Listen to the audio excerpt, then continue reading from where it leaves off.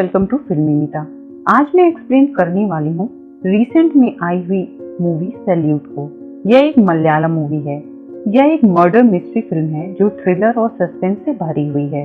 इस फिल्म में पुलिस एक किलर की तलाश करती है जो अलग अलग तरीके और आइडेंटिटी के साथ मर्डर करता है और आखिर तक ये सस्पेंस बना रहता है कि किलर कौन है।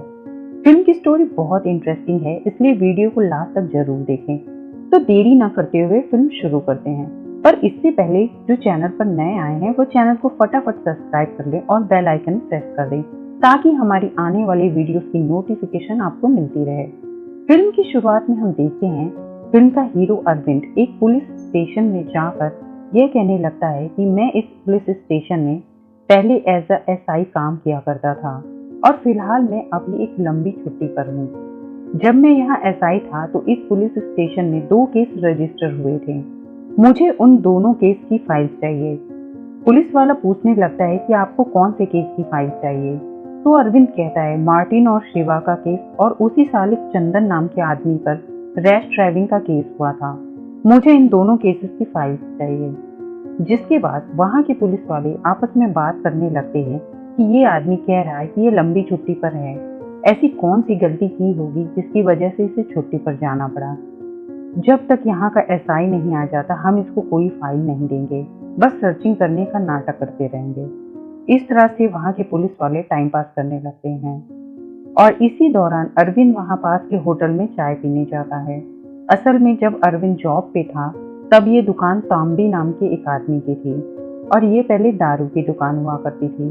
तांबी के मर जाने के बाद उसके बेटे ने इस दुकान को चाय की दुकान बना दी थी। तांबी के बेटे और अरविंद के बीच कुछ बातचीत होती है क्योंकि तांबी का बेटा अरविंद को पहचान लेता है। थोड़ी देर बाद अरविंद दोबारा पुलिस स्टेशन आता है। तब तक वहाँ का एसआई भी आ चुका होता है जिसका नाम महेश होता है। महेश पहले से ही अरविंद को जानता था। वह अरविंद से बहुत ही रिस्पेक्ट के साथ बात करने लगता है। वह अरविंद से कहता है कि सर फिलहाल मैं आपकी बाइक ही यूज कर रहा हूँ। जिसके बाद अरविंद अपनी बाइक के पास जाता है और उसे स्टार्ट करता है और अपना फ्लैशबैक याद करने लगता है। कुछ साल पहले जब असेंबली के इलेक्शंस होने वाले थे और बहुत सारी पार्टी अपना प्रचार प्रसार कर रही थी, उसी दौरान अरविंद और एक कांस्टेबल रात को एक जंगल में जाते हैं। वो कांस्टेबल एक स्क्रू ड्राइवर को खून लगाकर झाड़ियों में फेंक देता है और फिर बहुत सी चीजों को इधर उधर झाड़ियों में फेंकने के बाद जब वो दोनों वहां से जा रहे होते हैं तभी इनकी बाइक के सामने अचानक एक मुरली नाम का ऑटो ड्राइवर आ जाता है जो दोनों को पहले से जानता था। मुरली अरविंद को देखकर उसका हालचाल पूछने लगता है लेकिन दोनों उसे कुछ भी जवाब न देते हुए वहां से चले जाते हैं। दूसरी तरफ 2 पुलिस वाले शराब की दुकान चलाने वाले तांबी के पास जाते हैं। एक पुलिस वाला तांबी से कहने लगता है कि उस दिन रात को वह आदमी तुम्हारी दुकान पर आया, उसने खूब शराब पी और गुस्से में फिर वह मार्टिन शिवा के घर की तरफ निकल गया। ऐसा तुमको पुलिस में स्टेटमेंट देना होगा। ये सुनकर तांबी पुलिस वालों से रिक्वेस्ट करता है कि सर वह बेचारा तो छोटा मोटा काम करता है, कोई गलत काम ही नहीं करता और अब तो उसकी बहन की शादी भी फिक्स हो चुकी है, इसलिए प्लीज सर आप उसे मत फंसाइए। लेकिन पुलिस वाले उल्टा तांबी को डरा धमकाकर ऐसा स्टेटमेंट देने को तैयार कर लेते हैं। दूसरे दिन एक पुलिस वाला मुरली की ऑटो में एक पेपर स्प्रे की बोतल छुपा देता है और उसी रात कुछ पुलिस वाले एक जंगल में कुछ कपड़ों को जलाकर राख कर देते हैं। दूसरे दिन एक पॉलिटिकल पार्टी वाले पुलिस स्टेशन के बाहर प्रोटेस्ट करने लगते हैं क्योंकि जो मार्टिन नाम का आदमी मरा है वह इसी पार्टी का मेंबर था। मार्टिन का मर्डर हुए 3 सप्ताह बीत चुके थे पर पुलिस वाले अभी तक कुछ भी पता नहीं लगा सके, इसीलिए पार्टी के लीडर ने डीएसपी अजीत को स्लैप कर दिया। ये सुनकर अरविंद को बहुत गुस्सा आता है क्योंकि अजीत अरविंद का बड़ा भाई भी था और अरविंद अपने भाई की बहुत रिस्पेक्ट किया करता था। अरविंद पार्टी ऑफिस जाता है और उन लोगों को बहुत मारने पीटने लगता है जिन्होंने उसके भाई पर हाथ उठाया था। उसी रात जब अजीत की बेटी की बर्थडे पार्टी होती है तो इसी दौरान अजीत अपने टीम मेंबर्स को भी अपने घर बुलाता है और अपने टीम मेंबर से कहता है ऊपर से बहुत प्रेशर आ रहा है, हमें किसी भी तरह से ये केस क्लोज करना ही होगा। फिर वह अपने टीम मेंबर्स से क्राइम स्टोरी बताने को कहता है। फिर एक पुलिस वाला क्राइम स्टोरी सुनाने लगता है कि 11 अप्रैल की रात मुरली तांबे की दुकान में जाकर पहले तो खूब शराब पीता है फिर नशे की हालत में मुरली तांबी से कहता है कुछ दिनों पहले उसकी बहन की शादी होने वाली है और मार्टिन ने उसे शादी के खर्च के लिए पैसे देने का वादा किया था, पर अब उसने पैसे देने से मना कर दिया है। और गुस्से की हालत में मुरली मार्टिन के घर गया। घर में मार्टिन और उसकी वाइफ शिवा थे। मुरली पहले तो मार्टिन से झगड़ा करने लगता है और पैसे मांगने लगता है। इसी बीच झगड़ा बढ़ गया और मुरली ने पहले मार्टिन और शिवा की आंखों में पेपर स्प्रे डाल दिया। उसके बाद उसने अपनी स्क्रू ड्राइवर से स्टैब करके दोनों को मार दिया। मार्टिन और शिवा की लाश को घर के पीछे दफना दिया। असल में उसी एरिया में एक बिल्ली मरी हुई थी, जिसकी वजह से वहां बहुत बदबू आ रही थी। इसीलिए डेड बॉडीज को ढूंढने में पुलिस को थोड़ा टाइम लग गया। जिसके बाद मुरली ने गांव के बाहर जाकर अपने कपड़ों को भी जला दिया और इसी इन्वेस्टिगेशन के दौरान पुलिस को मर्डर वेपन भी मिला, मतलब कि वही स्क्रू ड्राइवर। और इस तरह से वह पुलिस वाला अपनी क्राइम स्टोरी खत्म करता है। ये सुनकर अरविंद कहता है कि हम पूरी तरह से मुरली पर शक नहीं कर सकते, क्योंकि कुछ ही दिन पहले मार्टिन ने अपने एक स्टूडेंट को सस्पेंड किया था। वो स्टूडेंट भी तो सस्पेक्ट हो सकता है ना। ये सुनने के बाद अजीत अपनी टीम को वहां से भेज देता है और अरविंद को अकेले में बुला करके समझाने लगता है कि हर केस में पक्के सबूत नहीं मिलते, कुछ सबूतों को हमें क्रिएट करना पड़ता है और अगर हम ऐसा नहीं करेंगे तो क्रिमिनल बच सकता है। जब मैं शुरू में ड्यूटी पे आया था तो एक केस में छोटे बच्चे को बड़ी बेरहमी से मार दिया गया था, पर मेरे पास कोई सबूत नहीं थे, जबकि मैं जानता था कि यह मर्डर किसने किया है। तब हमारे सीनियर ने कहा था कि ऐसी सिचुएशन में हमें खुद सबूत क्रिएट करना चाहिए, लेकिन उस समय मैंने अपने सीनियर की बात नहीं मानी। पर बाद में मुझे यह बात समझ में आई और फिर मुझे ये सब करना पड़ा। अरविंद, अभी तुम डिपार्टमेंट में नए हो ना, इसलिए तुम्हें ये सब बातें समझ नहीं आएगी, इसलिए मैं जैसा कह रहा हूँ तुम बस वैसा ही करो। अरविंद अजीत को अपना आइडियल मानता था। उसे देखकर ही अरविंद ने वकालत छोड़कर पुलिस डिपार्टमेंट ज्वाइन किया था। इसीलिए वो अरविंद की बात को सच मानकर अगली रात मुरली के घर कुछ पुलिस वालों के साथ जाता है और बड़े प्यार से मुरली को बाहर आने के लिए कहता है, क्योंकि मुरली के घर में मुरली और उसकी बहन ही रहते थे। अब सारे पुलिस वाले मुरली को जबरदस्ती मार्टिन के घर ले जाकर उसे मार पीट कर उसका ब्लड सैंपल वहां छोड़ देते हैं, मतलब मार्टिन के साथ हाथापाई में मुरली का ब्लड वहां गिरा ऐसा दिखाने के लिए। जिसके बाद पुलिस वाले मुरली को और भी टॉर्चर करते हैं और उससे जबरदस्ती बयान लेते हैं कि उसने मर्डर वेपन कहाँ छुपाया है। जिसके बाद वो प्रूव कर देते हैं कि मार्टिन का मर्डर मुरली नहीं किया था और उसे अरेस्ट कर लेते हैं। सब कुछ देखकर अरविंद सोच में पड़ जाता है कि वो जो ये सब कर रहा है क्या ये सही है या गलत। वह कंफ्यूज हो जाता है। इस केस के 2 महीने बाद प्रमोद नाम का एक पुलिस वाला अजीत के पास आता है और कहने लगता है कि मैंने एक आदमी को रैश ड्राइविंग के केस में कल रात पकड़ा था। लाइसेंस में उसका नाम चंदन रॉय लिखा हुआ था। उसी कार में एक पेपर स्प्रे बॉटल भी मिला और मार्टिन का फोन भी उस आदमी की गाड़ी में मिला जो मार्टिन के केस में मिसिंग था। मैंने बस एक छोटा सा फाइन चार्ज लगाकर उसको जाने दिया। ये सुनकर अरविंद कहने लगता है कि अगर हम इस तरह से देखें तो मार्टिन का मर्डर ये आदमी भी तो कर सकता है। तुमने उसे जाने कैसे दिया? तुम ऐसा कैसे कर सकते हो? अरविंद का भाई अजीत कहने लगता है कि हमने पहले ही मार्टिन केस में मुरली को अरेस्ट कर लिया है और वो भी झूठे सबूत क्रिएट करके। अब 2 महीने से मुरली जेल में है। उसका केस अभी कोर्ट में चल रहा है और अगर इस समय हम ये बता देंगे कि मुरली मर्डर नहीं है तो हम सारे पुलिस वाले गलत साबित हो जाएंगे और कोर्ट में हमें सजा देगी। इसीलिए इस केस को हम यहीं पर दबा देते हैं, छोड़ देते हैं। हमसे गलती हो गई है, इस बात को मैं मानता हूँ। चाहे जो हो, हम मुरली की फैमिली को कुछ पैसे देकर उनकी मदद कर सकते हैं। लेकिन अरविंद नहीं मानता। वो मार्टिन की फाइल को दोबारा ओपन करके केस को री इन्वेस्टिगेट करता है, असली क्रिमिनल को पकड़ने के लिए।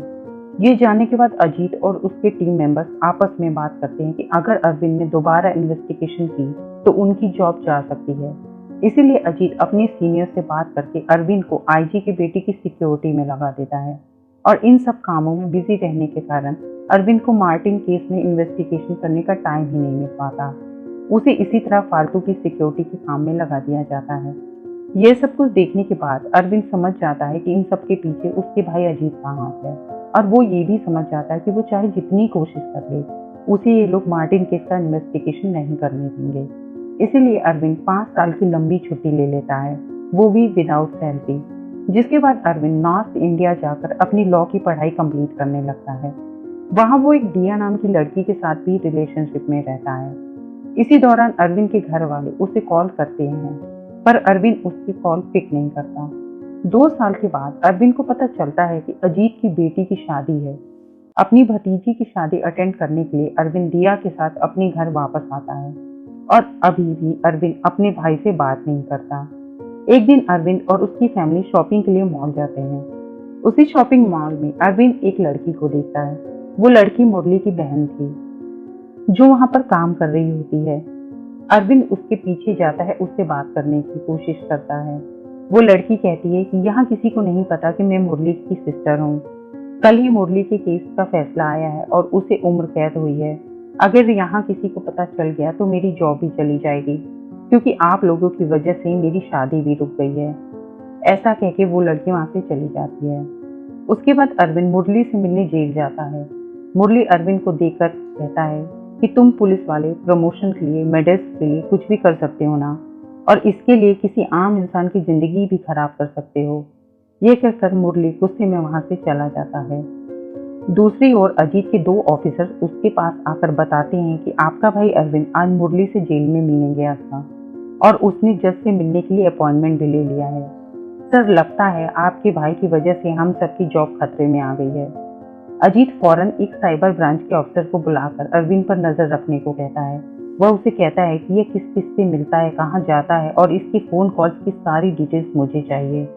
उसके बाद सीन प्रेजेंट में आता है, जिसे हमने फिल्म की शुरुआत में देखा था, जहां अरविंद मार्टिन शिवा की फाइल और चंदन रॉय की फाइल अपने पुलिस स्टेशन में आकर पाने की कोशिश करता है, क्योंकि अरविंद ये सोचने लगता है कि शायद चंदन रॉय की फाइल में उसका एड्रेस होगा और इसी एड्रेस को पाने के लिए अरविंद यहाँ पर आता है। वहाँ का एसआई महेश अरविंद को सारी फाइल्स ढूंढ कर दे देता है। अरविंद उन सारी फाइल्स के फोटोज ले लेता है। तभी वहाँ एक पुलिस वाले को चंदन रॉय के चालान की रसीद भी मिल जाती है। लेकिन तभी अजीत उस पुलिस स्टेशन को कॉल करके वो सारी फाइल्स अरविंद को दे देने से मना करता है। एक और कांस्टेबल अजीत को उस चालान की फोटो खींचकर भेज देता है और उस रसीद को फाड़ देता है। अरविंद के सामने सारे फाइल्स अजीत के पास भेज दिए जाते हैं, जिसके बाद अरविंद जज से मिलने जाता है। अरविंद अपने फोन में फाइल्स की कुछ फोटोज ले चुका था। वह फोटो जज को दिखाता है और कहता है कि मुरली केस में जो भी सबूत उसके खिलाफ मिले थे, वह सारे सबूत मेरी टीम ने क्रिएट किए थे। जज कहने लगते हैं ये काफी नहीं है। मुरली को बाहर लाने के लिए अगर तुम चंदन राय को या उसके खिलाफ या उससे रिलेटेड कुछ सबूत ला सको, तभी इस केस में कुछ किया जा सकता है। और एक बात जरूर याद रखना कि अगर मुरली रिलीज हुआ तो तुम और तुम्हारी सारी टीम को सजा मिल सकती है। जिसके बाद अरविंद घर आता है, जहां उसकी भतीजी अरविंद को अजीत का फोन देती है अपनी फोटो खींचने के लिए। तभी अरविंद अजीत के फोन में चंदन रॉय का एड्रेस देखता है, जो एक कांस्टेबल ने अजीत को सेंड किया था। उसी रात अरविंद चोरी चुपके बाहर जाता है चंदन राय को ढूंढने के लिए। जिस एड्रेस पर अरविंद चंदन राय को ढूंढने जाता है, उस एड्रेस पर उसे एक कपल मिलता है। वह उसे बताते हैं कि चंदन रॉय उनके यहाँ किराएदार था। वह बहुत ही अच्छा इंसान था। असल में हमारी कोई संतान नहीं थी, तो चंदन ने कुछ पूजा पाठ करवाया और हमें एक जादुई मूर्ति दी, जिससे हमें संतान प्राप्ति हुई। और अब वो यहाँ नहीं रहता, पता नहीं कहाँ चला गया। उस कपल ने उस जादुई मूर्ति के लिए चंदन रॉय को करीब 4-5 लाख रुपए दिए थे। अरविंद सोचने लगता है कि एक सिविलियन की तरह तो वो कभी भी इस केस को सॉल्व नहीं कर पाएगा। इसीलिए नेक्स्ट डे वह अपनी छुट्टी कैंसिल करवाकर वापस ड्यूटी ज्वाइन कर लेता है। अब ये बात अरविंद के भाई अजीत को पता चल जाती है। अजीत सोचने लगता है कि अगर अरविंद यहाँ पर रहा तो वह मुरली को बाहर लाने की कोशिश करेगा। इसीलिए अजीत अरविंद का ट्रांसफर वहां से काफी दूर करवा देता है। अरविंद जाते जाते तांबी की बेटी के पास आता है और उसे कुछ पोस्टर्स देता है और कहता है कि इसे रात होने पर इधर उधर सभी जगह चिपका दो और किसी को पता नहीं चलना चाहिए कि ये मैंने कहा है। असल में इस पोस्टर में ये लिखा होता है कि अगर आपको संतान नहीं है तो आप मुझे कॉल कर सकते हो, मेरा नाम चंदन रॉय है। और उसमें अरविंद अपना नंबर दे देता है। अब जो लोग इस पोस्टर को देखते हैं वो अरविंद को कॉल करने लगते हैं। अरविंद के पुलिस स्टेशन में एक औरत कंप्लेंट लिखवाने आती है।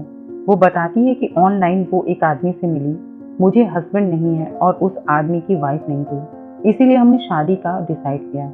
उस आदमी ने कहा कि हमारे रहने के लिए वो एक घर बनवा रहा है, इसलिए मैंने 2 लाख रुपए उसको दे दिए। पर पैसे लेने के बाद से उस आदमी का कोई भी अता पता नहीं है। ऐसा कहने के बाद वो औरत अरविंद को एक घर की फोटो दिखाती है। तभी एक मुजीब नाम के आदमी का फोन अरविंद के पास आता है। वह अरविंद को कहता है कि तुम हमसे 2 लाख लेकर गायब हो गए और अब इतने दिनों बाद आकर पोस्टर चिपका रहे हो। वो आदमी गुस्से में चंदन राय को गालियां देने लगता है। अरविंद उस आदमी से एड्रेस लेकर महेश को देता है। महेश मुजीब से जाकर मिलता है। वो उसे बताता है कि एक आदमी यहाँ हमारे घर के ऊपर रहता था, जो अपना नाम चंदन रॉय बताता था। उसने नकली सोना दिखाकर मुझसे 2 लाख रुपए लिए और कहा कि इसके जादू से मेरी बेटी की शादी हो जाएगी और घर में खुशियां आएंगी। महेश फौरन ऊपर जाता है जहां चंदन रॉय रहा करता था और तभी महेश खिड़की से मार्टिन का घर देखता है। मतलब इस जगह से मार्टिन का घर नजर आ रहा था। महेश मुजीब से पूछता है कि क्या चंदन मार्टिन और शिवा को जानता था। तो मुजीब कहता है, हाँ साहब, मार्टिन और शिवा की भी कोई औलाद नहीं थी, इसलिए मैंने ही उन्हें चंदन रॉय से मिलवाया था। चंदन मार्टिन के घर भी जाकर पूजा पाठ करवाया करता था। मार्टिन की मौत के 1-2 दिन बाद ही चंदन यहाँ से चला गया। उसी रात अरविंद क्राइम ब्यूरो को कॉल करके चंदन रॉय से रिलेटेड जो भी फ्रॉड के केस थे उनके रिकॉर्ड्स निकलवाता है। तो वह ऑफिसर रिकॉर्ड चेक करके अरविंद को बताता है कि सर, चंदन के नाम से टोटल 5 लोग हैं और इनमें से एक आदमी के ऊपर कई चीटिंग केस है। अरविंद उस आदमी का एड्रेस ले लेता है और उससे मिलने उसके घर जाता है। वो आदमी इंडिया छोड़कर बाहर जा रहा होता है। चंदन अरविंद को देखकर कहता है कि मेरा नाम चंदन राय है, पर जिस चंदन को आप ढूंढ रहे हो वो मैं नहीं हूँ। कोई क्रिमिनल मेरे नाम को यूज करके क्राइम कर रहा है। उस क्रिमिनल की वजह से जो लोग नुकसान उठा चुके हैं वह मुझे क्रिमिनल समझकर मारने पीटने लगे, इसलिए मैं मेरी फैमिली के साथ यहाँ से बाहर जा रहा हूँ। चंदन की बातें सुनने के बाद अरविंद को पता चलता है कि वह क्रिमिनल बहुत ही शातिर है, दूसरों का नाम यूज करके क्राइम्स कर रहा है। तभी अरविंद को उस औरत के केस की याद आती है। वह उस औरत से उस नंबर को ले करके उसका एड्रेस निकलवाता है। फिर वह एक आदमी के पास जाता है। उस आदमी का नाम था रेजी।